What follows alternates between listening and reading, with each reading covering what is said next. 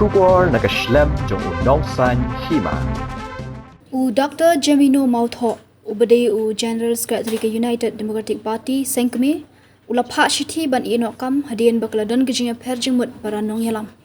Katkum ke kubor balai alum le tho ba Dr. Jemino Mawthoh ula Phah yakan ke Shithi cha President ke UDP uba Ahmed ba lingdo mendagasni kalai phuai terik jemang arajar arpusan. Halor kan ke kubor nak liang unonglum kubor ula persang ban phone bun sin ya Dr. Jemino Mawthoh hendai shimlayo namar bakabatai ba udang ya keren phone ban kiwe.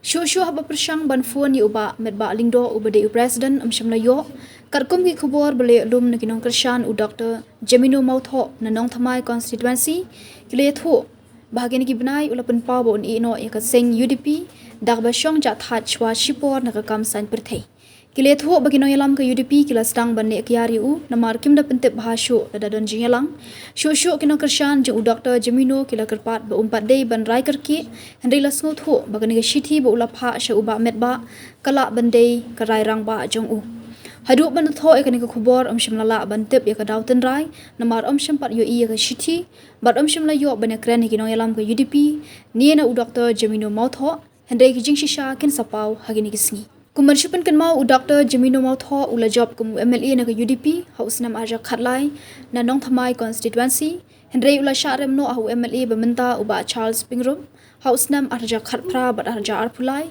haba uya khun biang na ka seng UDP Walau syaram hendai ke UDP ke shanya hau banbat kum General Secretary hadu kini kisngi bon ino ya ka syuki hadu menta ka UDP ke de ke seng riulum ke badan khat arngut ki MLA ki bela job haus nam hajar pulai bat kani ke seng ke yo bat arngut ki menteri ha sarkar jila balayalam de ke seng NPP